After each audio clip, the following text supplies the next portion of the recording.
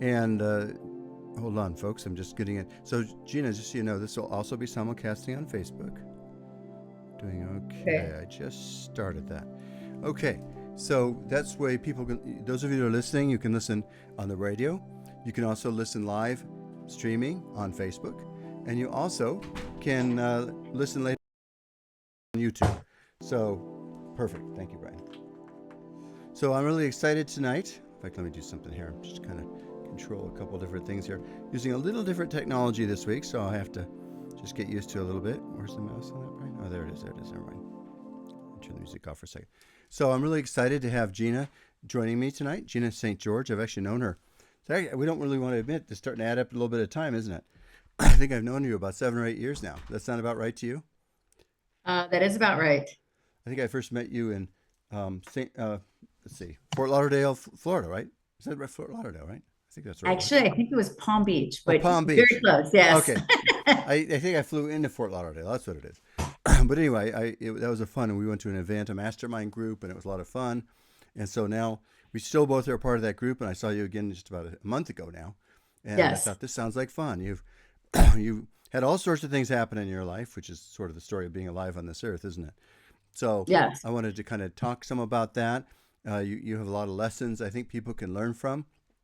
And all of you listening, I think you'll be really find this very enjoyable, a very fascinating and opportunity to learn from everybody else's experience. So, Gina, tell me a little bit about your background. I mean, um, actually, it's good for me too. I mean, I know a fair amount about your background, but you've been a businesswoman for quite a while now, right? I have.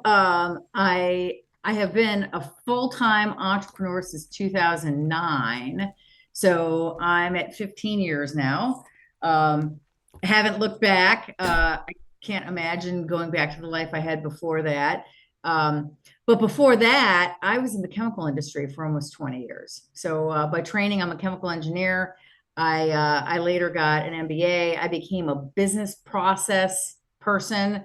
I ran a business unit, and so what I do now for small business owners is that I help them with their business processes and systems so that they can thrive in both business and in life.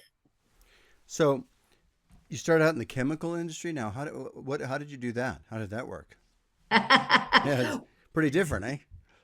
It is very different. I've said many times, and I said it during the time that that I actually had that job, that when you're a teenager and you're preparing to go to college, most teenagers have no idea what an engineer does. And most people who become engineers will answer the question the same way. Oh, why'd you become a chemical engineer? Well, I liked math and science, and I specifically liked chemistry. So I mean, that was kind of what uh, and I really liked my high school chemistry teacher. And so I thought, this is something that I can do. I know it'll be challenging, but I believe this is something I can do, and I think that I would actually like it. But I had no idea what the career was going to be like. I mean, it served me well because I learned a lot having the corporate jobs that I did. But that was what set me on the path. Like I wish I had a better answer than that. But I liked math and science, and specifically chemistry. Well, that's kind of an interesting background, huh? Very fascinating. So then let's see, how many years ago did you get married? Andy and I met in 2007, and we were together. I moved to Florida to be with him in 2009. It was that spring, and then we were together thereafter. So you got married to Andy, who I've met back in 2007, 9. 2009. Okay. Yeah. Okay. So the question I have for you then, okay, so to tell us a little bit about your marriage, and then you guys worked together. You actually became quite entrepreneurial couple, didn't you? Well, he had actually already started a business. He had a business that had been going since 1995. And then he started a second business in 2003. And when I met him in 2007, and I talked about my background and that I was working on doing something new and different, and I was a corporate road warrior, and I knew I wanted a different life than the life that I had. He said, my God, I need someone with your skills. You should come and work with me. So like from the beginning, our relationship was both romantic and a business partnership. Like one did not, I mean, I guess you could say our romantic relationship did proceed, but they really did always go together. And so I went to work with him in 2009, and he was a sales and marketing person, and I was more of an operations person. I'm like the nuts and bolts kind of person, and he was the guy. He had built the business from scratch. He could sell ice to Eskimos, and but he had a typical problem that a lot of people I work with do, and that is you get your business started, and you show that what you're doing is for real, and then you market it and you gain some traction and your business grows, and then you get to your next problem, which is your operations. And so he didn't have that background, and I did. And so our paths collided at the right time for his business and the right time for me when I was ready for a really big So let me ask you a question, because a lot of people even ask me about this too. So you two were romantic and worked together. How did you find that? How did that work out for you? Well, we made it work. Not everybody can make it work. We did make it work. It's a challenge to have two relationships with one person. And I'm going to be honest, it wasn't always beautiful, because the whole familiarity breeds contempt. When you share a life together, you talk to each other at work in a way that is different from how you would normally talk to a colleague or a coworker. So that was a challenge, because we had this familiarity, but then also the boundary between working and not working could be blurred. And if we worked together all day, then we could go to dinner after work and we were still talking about work, which is not something like if your spouse does something not related to your business, you would go home and it might be like, oh honey, how was your day? And you might give a recap, but you don't talk about like solving problems and what should we do with this and what's your vision on it. And so we finally got to a point where we had to like actually make rules about this ends at the threshold of the door. And It's funny. My wife and I have done the same things. And in fact, we were just driving back today, and she goes, "Well, I don't really want to talk about work right now." and we really try to make that line. It depends which different seasons of our life have been different, but you do need to have some breaks. Otherwise, pretty soon, your face is encoded into the other person's face as problems of work, right? And that's not a good thing, is it? It totally isn't. And also, if you're trying to have a relationship, like two people sharing a life, and all you're talking about is management, then I remember, and to be honest with you, I was guilty of it way more than he was, because I remember him saying to me on more than one occasion, "Right now, can you just be my lover girl?" He said Like that to you? really, like I don't want you to be hard driving, the thing that I love about you during the day. Can we just strip that away right now and just let's be people who love each other. So, and was that pretty effective? He called me out on it, and I would usually respond to it. But yeah, I was guilty of violating the boundary between work and home way more than he was. Interesting. So, so you were, but nonetheless, you were able to build a successful business in life, didn't you? Yeah, well, we were, and then we did even additional things than what he had two businesses. We ended up selling one of them in 2015. And then we actually started other businesses. We started doing consulting, and yeah, and we built a whole training business around our consulting. So yeah, we did really well together. We had good complementary skills. My skills were so different from his. I was good at things that he wasn't, and he was good at things I wasn't, and it worked. So, okay, so you're going along and trying one business after another, right? Kind of, Yeah, kind of, yeah. and weaving romance and business together.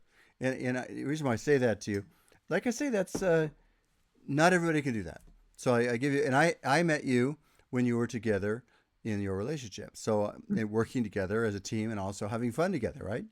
Yeah, I mean, that's the mastermind group we were part of was part of that experience, right? Trying to create some fun in the middle of business. right. I got to keep track of the time here. Hold on one second. I think we're going to have to go to a break in a second, but you and I can actually keep talking Okay. when we go to the break. So, so the bottom line is you're going along in your life, you're trying one business after another, and you have kind of an interesting business. Actually, it ties into attorneys, doesn't it? It Well, sure does. actually, Yeah. before you go on, I'm just going to say this. Those of you listening on the radio right now, it's Robert Sidell, and I'm interviewing Gina St. George. And I'll be back in just a moment for you, those of you on the radio. For those on Facebook, stay tuned, and we'll just keep carrying this conversation on during the break, too. So stay Okay. tuned. We'll be back in just a moment, everyone. Okay. Okay. So, so Gina, so the bottom line is you're in this, you're working together as a team, you're growing in your business, and you had really quite a few different kinds of business opportunities, didn't you? Yes. So our primary business was, or actually still is, litigation support business. Our second business was a shredding business. That was when we sold in 2015. We joked that one business created paper and the other destroyed it. But when we got into consulting, we started doing small business consulting, him running the marketing track and me running the operations track. And then during the pandemic, because litigation kind of came to a screeching halt because the courts were closed. We started a law firm consulting business where we specifically helped lawyers in small law firms with their operations. We decided to lead with operations instead of with marketing. And so because we had this proliferation of practice management software subscriptions during that time, because everyone wanted to go virtual. So we When help you say a people with their. proliferation of that, you mean your customers were starting to do that. Yes. Well, just in general, in the industry, you had small and solo law firms adopting practice management software because they're like, okay, well, we have to work at home now, and in order to be a virtual firm, we need to have a tool for that. And so they started subscribing to practice management software, which is basically just operations and project management software that's specific to lawyers. And what happened is that, like any software, those software packages make all kinds of promises about what it will do for your business, and all of them need to be configured to make those things happen because they do nothing out of the box.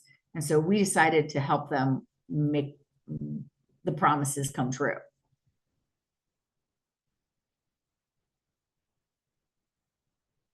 Sorry, I'm still listening to you. I wanted to check one thing. Just hold on one second.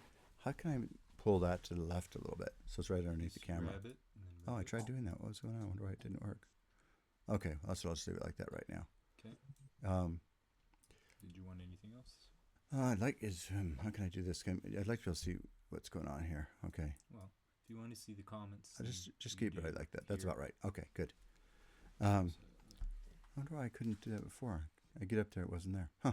Okay, that's good. Thanks. So, in any event, so the bottom line is, you two are working together. How did you work on creating new ideas? What things you wanted to work on? Um, we would see, he Whoops, was. hold on a second. I'm going back in the radio. Hold on just a second.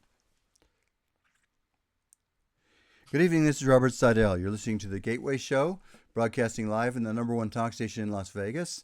I'm also simulcasting on Facebook right now. It's a great pleasure to be with you here on this summer evening, June 16th. We're just, we're 5 days. Gino, test your arcane knowledge here. But do you know what day of the year 5 days for now is? It would be the summer solstice. Right. It's funny. I have discovered, by the way, it's quite interesting. When I meet younger people, whatever the reasons may be, most of them will say they don't know what it is. They say, "Oh, is that like daylight savings time?" And I guess you could sort of say in a strange way it is related. But so tell us, what is the summer solstice, Gina? It is the longest day of the year. Correct. It's one of my favorite days of the year for a lot of different reasons, actually. But and so, what's the shortest day of the year? That would be December 21st. That would be the Right. winter See, all solstice. that college paid off. It's fun because, and then of course there's September 21st and March 21st, right? Those are Which the. would be the vernal and autumnal equinox, the That's equal right. day. It's funny. I think about those things a lot because I was just thinking about it again today because I love the long days. So part of me, and one of my friends does different solstice ceremonies, so she just talks about this sometimes. But part of me, when that day of the 21st comes, a little bit of sadness enters my mind because I think, oh, from this point on, the days are going to go shorter until Christmas time, basically, Yeah, until the 21st. yeah. And you wouldn't think that, would you? By the way, you might know the answer on this that I don't know the answer to. I've always kind of wondered, does the time reduce exactly equally the whole time? Or is it like, I've always wondered, is summertime, does it sort of stay sort of similar and then does it accelerate? I don't know if it's an even reduction, is I guess what I'm trying to say, and vice versa. Is it an even expansion over that whole time? I do not You know don't know. that. Yeah. I don't know that. Yeah. Like if the days fall off by an equal number of minutes every day until you get to the shortest day of the Well, year. the other thing is, if you look it up, I've tried to look these things up before, and to me, it's not quite clear either. Again, it shows you the amount of which I don't understand, I guess. But I would think the time it would vary a little bit, even the longest. Well, maybe not the longest day, but like for example, farther north, your day is longer, right? Mhm. That still might be the longest day, the 21st in the northern Right. hemisphere. But I don't know whether it's always the same all through the whole northern hemisphere. If it's, in other words, I don't know if there's any variation on that or anything like that. And the same thing, I don't know whether the minutes might accelerate the farther north you are, and then maybe decline a little bit. Well, they must really, because if you're near the equator, there are going to be very few changes in minutes, right? If you're just close to Uh, the equator, there'd be almost no change. Well, you know what? You raise an interesting question because the further north you go, the longer the longest days are, Right. and the shorter the shortest days are. So that would mean if it's linear, then their fall off of time of daylight in a day would be faster than the fall off further south or closer to the equator. Well, it'd have to be. I'll give you an example. So for the equator, it might only be, well, if it's truly at the equator, there's no change at all. If it's actually the equator. But Yeah. if you're maybe, a couple hundred miles north of the equator, it might only be a difference of 5 minutes or something, versus us, hours difference. And Yeah. so we used to go down into Costa Rica quite a bit. We'd spend time in the rainforest. And surprisingly enough, it might surprise you, but it was always kind of a frustrating experience because we didn't have electrical power there. It was a remote area we were at. So we had these long nights. They were about 12 hours long because we were very near the equator. So it didn't matter if it was summer or winter, 12 hours you got at nighttime. And you got a 12-hour day too. So you never got short days either. So, but we noticed it because we'd be lying there waiting, when is it ever going to get light again? And so, yeah, it depends definitely where you are in the continent, whether you're north or south, that kind of thing. So Yeah. anyway, didn't mean to diverge so much onto this topic, but you know what? I think it helps to understand a little bit things going on. But all I know is that people say June 21st is the first day of summer, but it's Mhm. also the first day that the sun's beginning to go a little less sun every day, all the way till December 21st. How ironic Kind that of on the interesting, first isn't day it? of summer, the days begin getting shorter. Interesting, isn't it? Yeah, no, it's funny. It's the same thing on December 21st. People often say that's the first day of winter. In actuality, it's the first day at which we're moving towards summer. But Yeah. like I said, I have a couple of friends that do ceremonies and different things like that in those kind of days, and we've talked about these kind of things before. But they have a big effect on us, especially if we're living in the northern hemisphere or a ways away from the equator. I guess it's equally true in the southern hemisphere. But anyway, so for those of you had any curiosity related to the different solstices, you got a little bit of an education there. And like I say, you'd be surprised. It's not something I don't think it's taught in schools too much now. Let's just say that, because when I ask people, they frequently don't have any idea what we're referring to.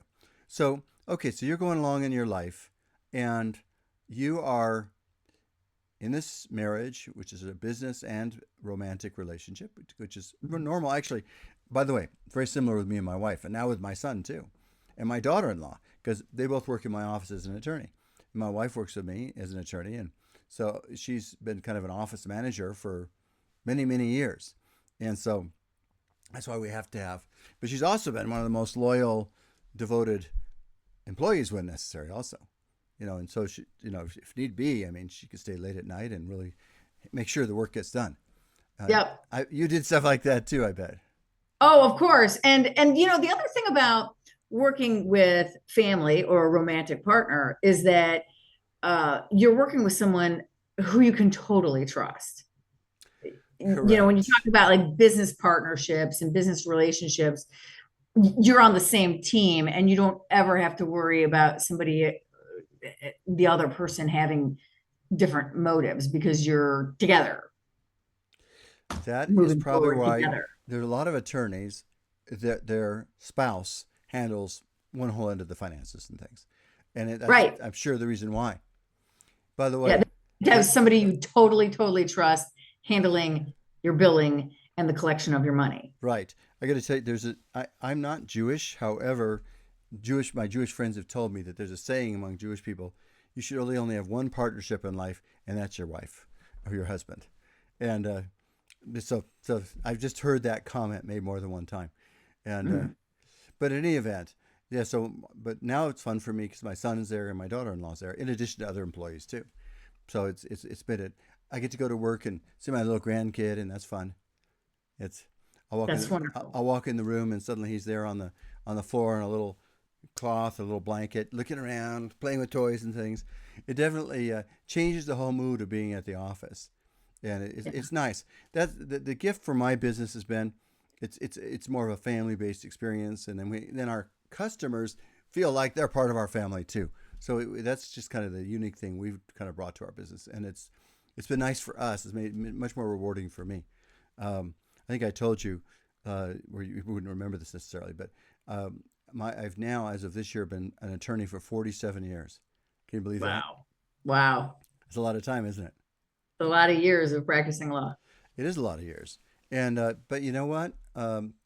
It's brought me a lot of good things. And ironically, you wouldn't expect this. Probably my most successful years have been. I mean, I was successful before, in some years more than others. But after 65, my years got even more successful. So if I'd retired at 65, I would have missed my most successful years so far. Interesting, isn't it? Yeah. Which doesn't really matter. I mean, you just keep doing it. In fact, that's part of my journey is how do I want to keep approaching all this? But you know what? I still get a lot of joy out of connecting with clients and dealing with people and helping them through different crises and moving them to the other side. So for me, it's still a rewarding experience. And I also like being with my son and daughter-in-law, my wife. So it still works, And life's an ongoing adventure of adaptation, isn't it? Which brings me kind of to your story of adaptation. So you're going along, cruising along in your life, starting new business opportunities, doing new things. That's around the time I knew, first was meeting you and then carried on for a while after that. And then one day, tell us what happened in your story of you and your husband in your marriage. Well, the pandemic was a tough time and we had to completely reinvent ourselves. And it was funny, we talked about how we're like, everyone says everything's different, but it's me and you and we're hanging out together. We're working on stuff together. Nothing's different for us. I mean, it was economically challenging, but So we got to 2021 and the courts started reopening and we said, okay, fine, we're going to get back on track. We started this second uh, business and it was already gaining steam and it was great. And then the Tuesday, right after Labor Day weekend, so we're about to go back to work after the long weekend In what year? of 2021. I awoke to find Andy very pale, and then he was unresponsive, and I called 911. They talked me through what to do while EMS was on the way, and they arrived and stayed only long enough to tell me that he had died in his sleep and too much time had passed to revive him. And this was out of the blue. Like literally, I just woke up one morning and my life was different. There's no. I'm trying to. I'm trying to think. There's no way to say that's a huge shock, isn't there? That had to be an unbelievable shock to you. Yeah, I've described it as He wasn't having. very old, right? How he was? Well, he was like He was 59. 59. So at least in theory, that's. I hope that's not too old because I'm older than that. But No, that's not very old. it's in the big picture of life. It's not very old. So yeah. No. So tell us, how did this affect you emotionally, and what did you do? I looking back, I don't remember much of that first month, because I was in a fog. I couldn't believe what had happened, and That's a good. Wait, I want to stop for 1 second there. Oops, we're going to go to a break. Hold on.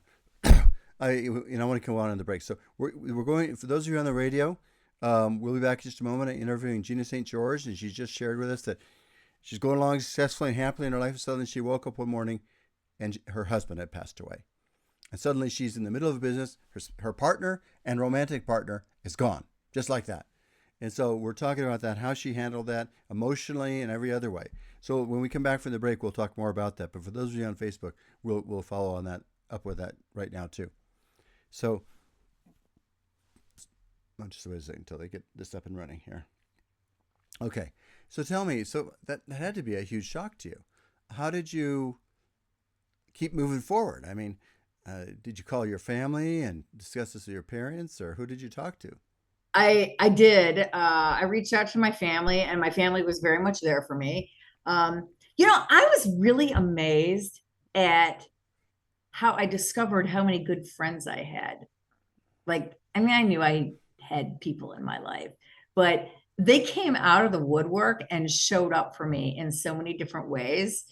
It actually was really amazing. All the people who wanted to make sure I was okay, and friends of his that knew me because they knew him, showed up for me, because they just wanted to be present in my life and help me out. So everywhere I turned, there was help. And the hardest thing was emotionally, like, when the sun goes down and you go to bed and then you realize I'm alone here. Yes, Uh, I read a book, but it's called what was it called? By Joan Didion. She was called My Year of Magical Thinking, which it doesn't sound like your story, but Joan, who's a fairly well-known author, for a year, her husband, she had a very close relationship to her husband too, kind of a working relationship. When he died, she assumed he would keep walking back in the door, so she just prepared everything for him to keep coming back. This went on for a year. She was waiting for him to come back, and now that's an extreme case, of course. But did you have any kind of issue of dealing with denial on this? I remember that first day, like, I don't know if I did it audibly, but I definitely did it in my mind. I kept on saying, "Where are you? Where are you? Where are you?" Like, I wanted to, like, feel him, and I felt that I should be able to.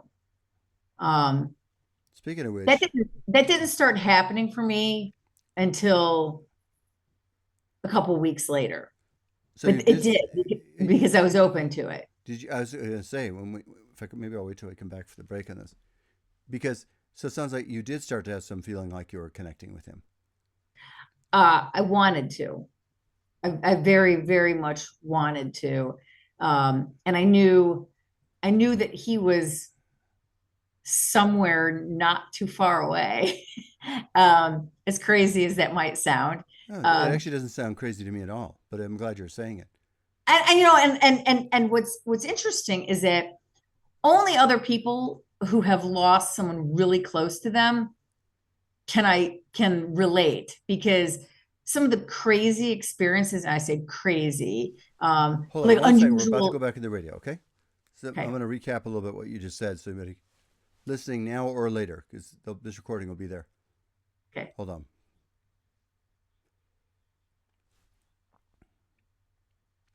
Good evening. This is Robert Sidell. This is the Gateway Show on the number one talk station every Sunday evening, 6 to 7 p.m. live. And we're also simulcasting on Facebook. And then also we will be going on YouTube later on. This will be available on YouTube. Just type in Gateway Miracle Podcast or Gateway and Sidell, and you'll pull up Sidell, my name, and you'll pull up this, and you'll be able to listen to this whole recording if you'd like of Gina sharing her story of finding romance, finding a business, building it forward. And then she just was sharing with us over the last couple minutes before the break.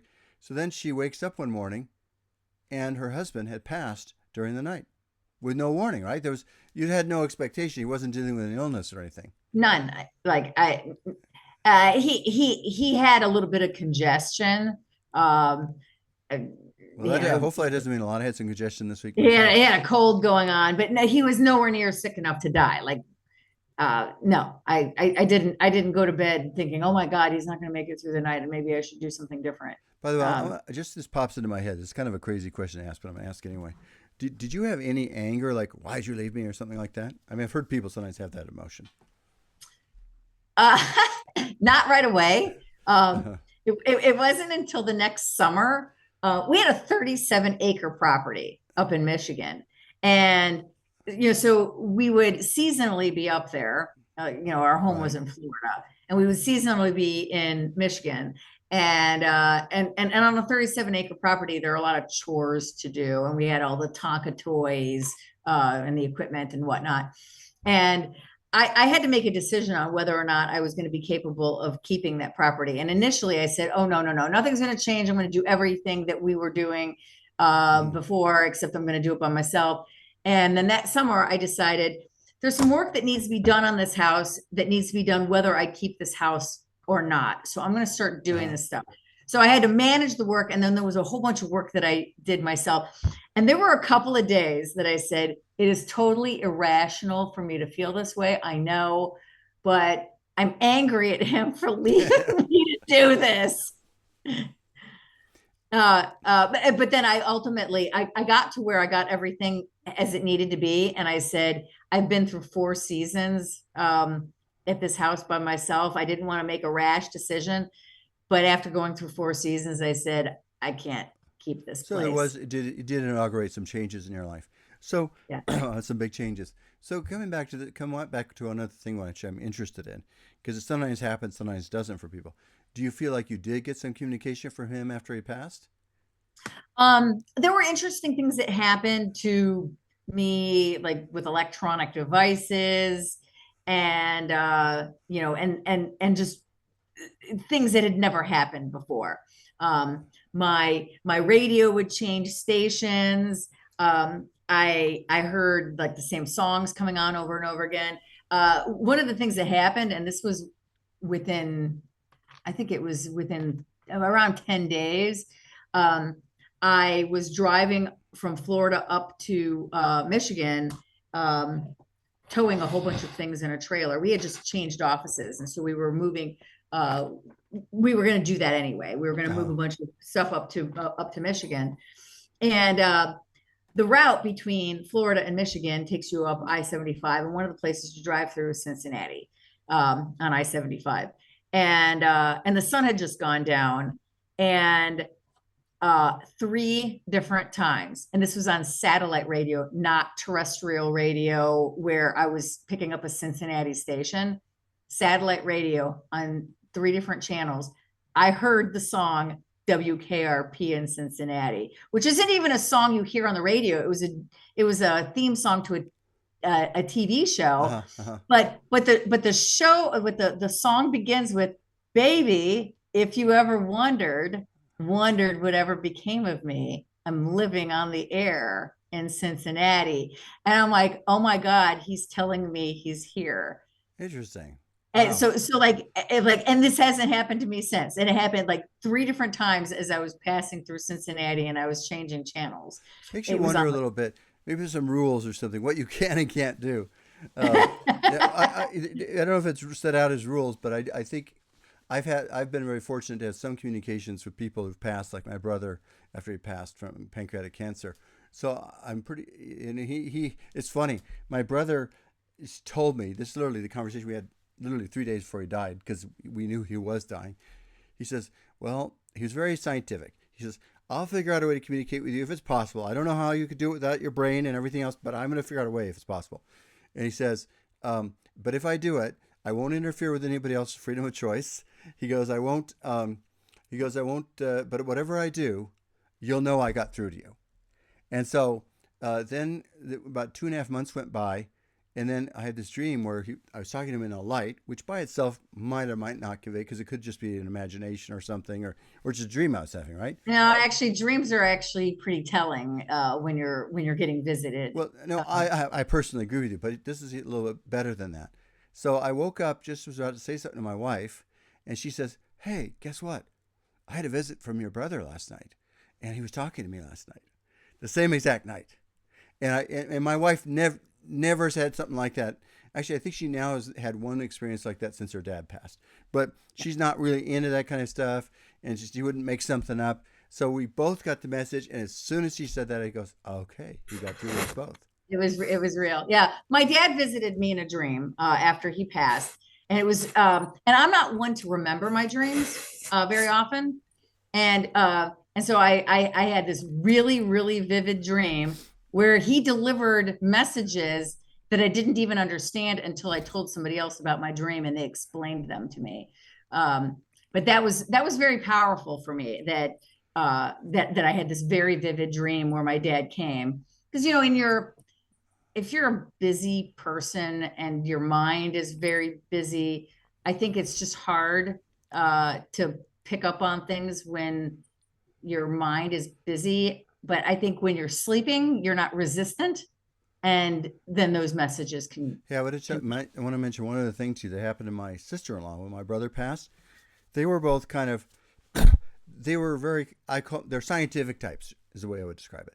So they weren't really all that, they didn't have too much of a concrete idea of what if anything happened after you died, my brother and his wife. Well, so about shortly after he passed, and I've had her describe this. I probably should interview her on the radio one of these days. But she said all of a sudden he came to her, gave her what she calls an energy hug, which she felt this love surrounding and embracing her. And she goes, it was so powerful that it completely changed everything.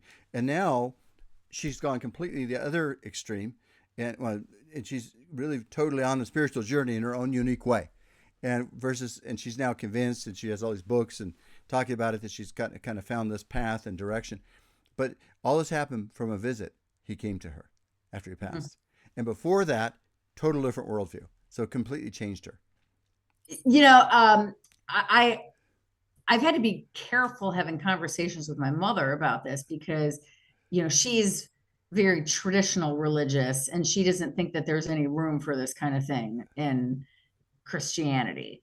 And she once said, you need to leave the dead alone. And I told her, I didn't seek these experiences. They just happened to me. I wasn't seeking, but it came to me.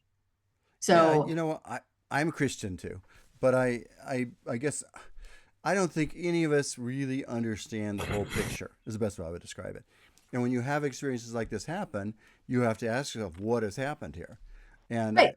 and so, like I say in my story, I'm comfortable that that's really what happened. There was a true communication. And it sounds like you've had some experiences, like that radio. I love that radio story. That's fun. They heard it 3 different times. That's fun. Well, so let me say this to you. This is the problem. When I do these kind of interviews, the time starts to run out too quickly. Now we will be able to keep talking for a little bit longer, and then after the break, you can still stay with me. I have a friend that's going to join with us and share a positive message too. But so I want to just say, so you're moving on. So how have you begun to move? Now, how long has he been gone now? We're creeping up on 3 years. 3. Wow. So how long would you say it took you before you began to feel sort of semi-normal? Or maybe that's never happened. No, I'm just teasing you. It's interesting. Even now, occasionally there will be times that I say, my God, I can't believe Andy's gone. Yeah. I can believe that. And some days I still really, really miss him. And of course, today is Father's Day. So, I reached out to a couple of his kids and said, I remember how hard it was for me when the first Father's Day when I didn't have a dad. Now this is their third one. And, so I know that today's hard. How did they react to you after he passed? Were they still close to you? He had 4 kids. 2 of them don't talk to me. It's complicated. Yeah, but that's all right. I don't want to go into all those details, of course, but you have some communications anyway. No, I get it. Relationships can be complicated. And that's all there is to it. So it doesn't really necessarily explore that any further. But so for you, if somebody's facing okay, we're going to go to a break, but I want to keep talking to you and when you come back from the break, I want to think of a message you might want to share with anybody who's facing a loss like that you might find is valuable. If you had to put it succinctly summarized. But hold on one second. We're going to go to a break right now, everybody on the radio. We'll be back in about 3 minutes, and I'm going to let Gina tell you her kind of conclusions of where she's arrived at several years now after her husband passed unexpectedly. And then also we'll have Janet. Janet's showing up on the screen here. Can you see her there? Gina, I'm assuming you can see her. Okay. Hello. Good. So, my friends, we'll be back in just a second. I'll keep talking with you two during the break also. So, those of you on the radio, stay tuned. We'll be back in just a moment. Okay. So, I don't know, Jen, I think you've been listening at least to the most recent part, haven't you? Somewhat. I just got home. I had 2 weddings today, so. Janet's been a good friend of mine. By the way, Janet was a real close family friend. In addition, very like a member of our family, really. We didn't live, but almost did. She went in to see my dad every day almost for the last 3 years of his life. She was, how would you describe yourself of him? A caretaker or something? No, this is what Karen, Robert's wife, called me, an elder nanny. I was an elder nanny. I like that. I think it's fun. I was the elder nanny. And so she came in and visited with my dad basically from age 96 to 99. Wow. But Janet was very, what's the word for it? Unusual how she approached it, because you discussed everything with him, didn't you? I did. Yeah. I know you things like I'm trying to think you read poetry to him and things like that, and he would read stuff to you, and you guys. Even though it wasn't a romantic relationship, you definitely had a close connection, didn't you? We did. And it was interesting because my birthday's July 9th and your dad's was July 10th. Yeah, that is. Oh, wow. I know. So I believe people that are in that same, zone get along well. I've seen that in marriage. I always know when I have 2 people I'm doing the wedding for and their birthdays are close. I always say to them, I bet you guys get, never hardly argue. And they always say, we don't. Because you're so similar, you understand each other. Interesting, huh? So that's interesting. I know people whose spouse has the same birthday as them, and then they love that because they're like, we celebrate our birthday. That's so funny. Mm-hmm. It could go both ways. I've known kids, especially when their birthday's near Christmas, they hate it. You've probably heard that before, right? Because they feel like they're losing out on that chance to have a separate holiday of the year. But that's interesting. That's interesting. The same birthday on the same day. Wow, that's kind of fun. At least they're not going to forget, are they? No, you would not forget your spouse's birthday if it's the same day as your own. And if they got married that day, it'd be even better. Janet, I think you should just propose this as a new concept. The only people you're going to marry have the same birthdays and get married on the same date. No, I'm just teasing. But so So tell me, so Gina, um, so I was just sharing. So Janet, her husband passed about 3 years ago unexpectedly. They worked together, were, married and had a very close relationship. And suddenly, bam, he woke up one morning, he was gone. And so she's had to grow and change.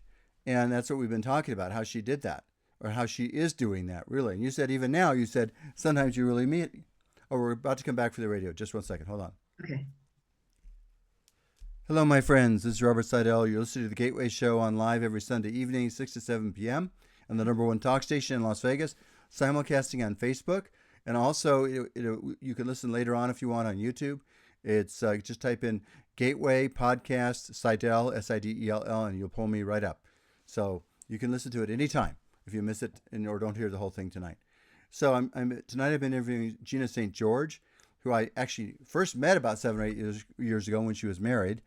And then about 3 years ago, she woke up one morning and her husband had passed. He was only in his 50s.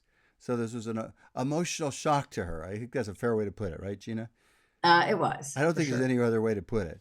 And because not only did it affect you emotionally, it affected your whole business too, didn't it? It did.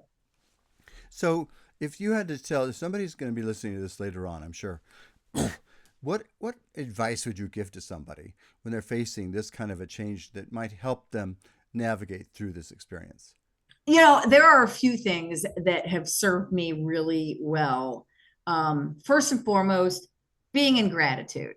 And actually, being in gratitude will help you through hard times, no matter what your hard time is. But gratitude got me through a lot of grief because instead of just being sad, I focused on how good our life was because I had no regrets about our relationship. We had a good life together. We loved each other. We had a lot of fun. We enjoyed good companionship. And I was grateful for that. And so many people told me, my God, there are people who live a whole life and never know that kind of love. And so I'm grateful for that. And even though I miss him, I'm grateful for how good it was. And the other thing is that if I knew how to make something that good once, I knew I could do it again. Because at the time I was only 51 years old. I'm like, well, I didn't die. And I know, so that takes me to my second point. He would want me to live my best life. And so I knew that if I could have a good relationship once, that I knew what those elements were to be able to do it again. And I'm working on that.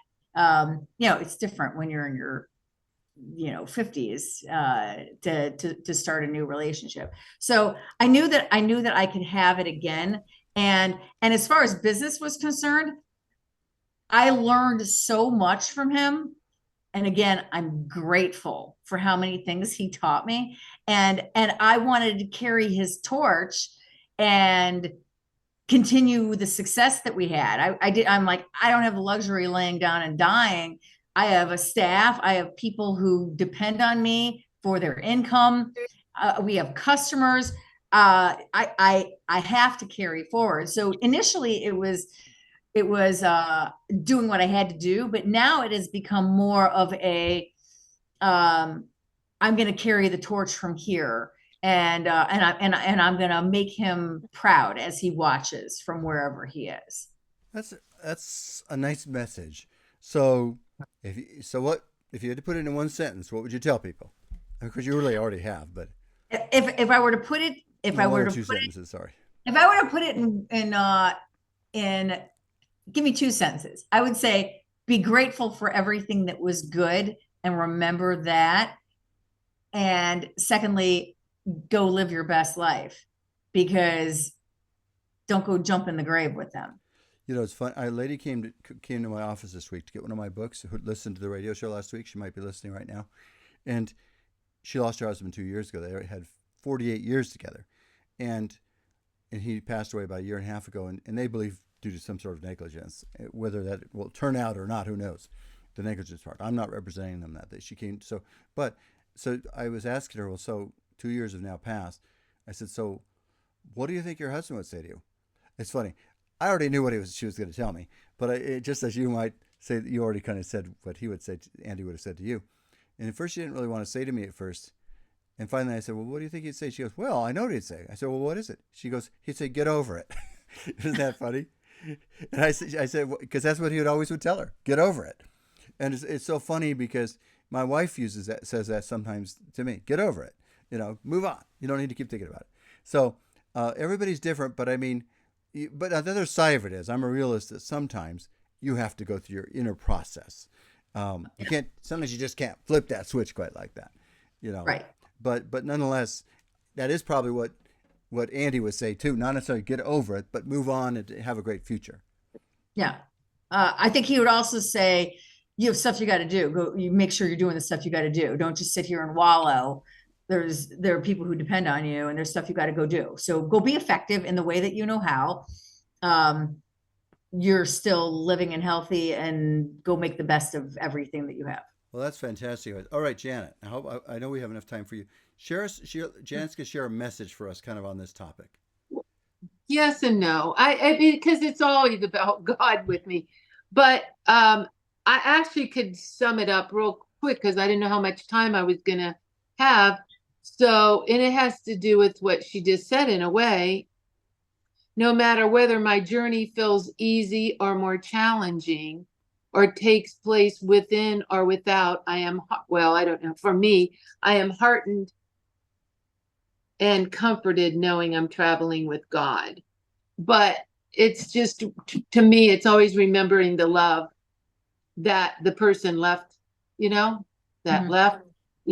Just remember the person in love and remember the love that's always around you, which is God. But I use the word love just in case, some people are not like the word God, So for you, your message then tonight is just remember that you're not alone, that you're surrounded by love. You're not alone. You're always surrounded with love, or by God, or people that love you and the love that person left. Because, well, the irony of it is I mean, not the irony, the reality of it is, I just can spend a week with my wife celebrating our 38th anniversary, and the reality is it doesn't matter who you are. At some point, one of you is going to last longer than the other one, and then the other person gets to figure out how to make it afterwards, which is not a thought most people really want to think about, but that is part of the way. That's the way this world has been set up, and there's no simple answer on that except to live as much love as you can, right, on a daily basis. I don't know what else to do. Well, and she has no regrets, and not everybody can say that. Is that kind of how you feel, Gina? You feel no regrets? She said so.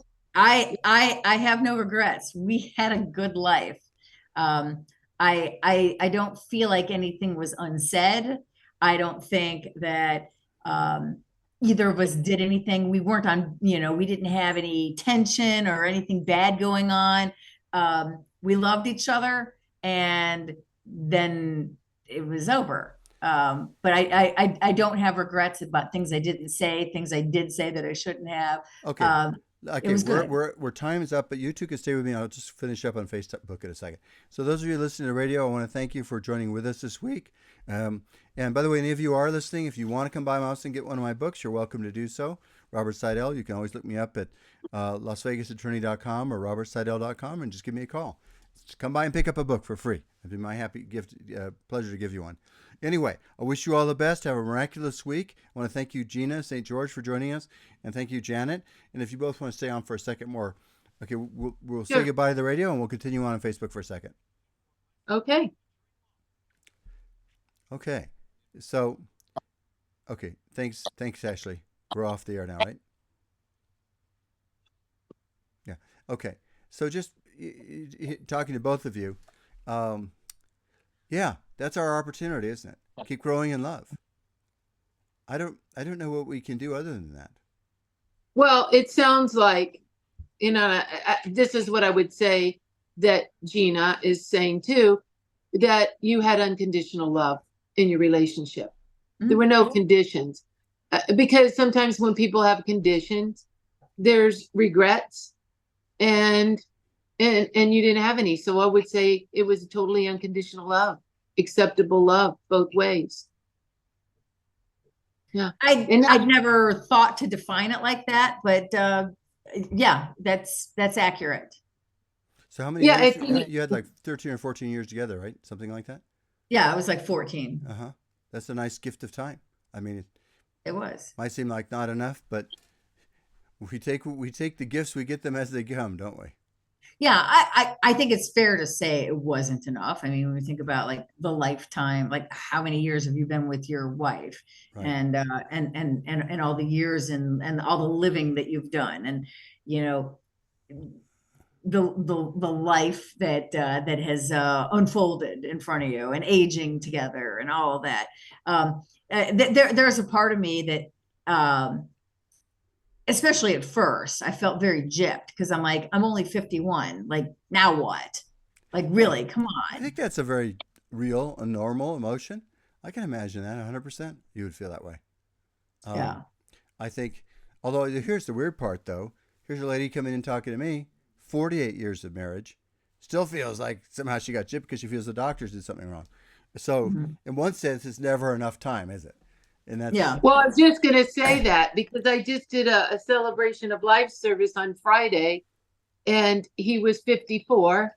They only got married 2 years ago, but they were together for probably 4. But she probably feels gypped too. For yeah. sure. I'd say she probably does. I mean, Well, yeah, like I would think she would. You know. I don't know. There's really no easy way. We are really human beings, and we have all those emotions, don't we? And they're all okay. Um, and I think that's the opportunity of life for each of us is that and it constantly requires growth from us. So, Gina, it will be fun. Well, fun's maybe not quite the right word, but it'll be for you to see how you grow into your future on all this, which you already are at this point. I feel like I'm still finding my way, but I am finding my way. And and at this point, I feel like I'm actually like picking up some traction on finding my way. But it's a process. Well, 3 years. I don't know if there's any magic time, but that's probably about the time. 3 years. As you had to go through grieving, probably the first year, and it's Mhm. just always still with you, isn't it? Just a transformation, really. Yeah. Keeps changing you, really, as a person.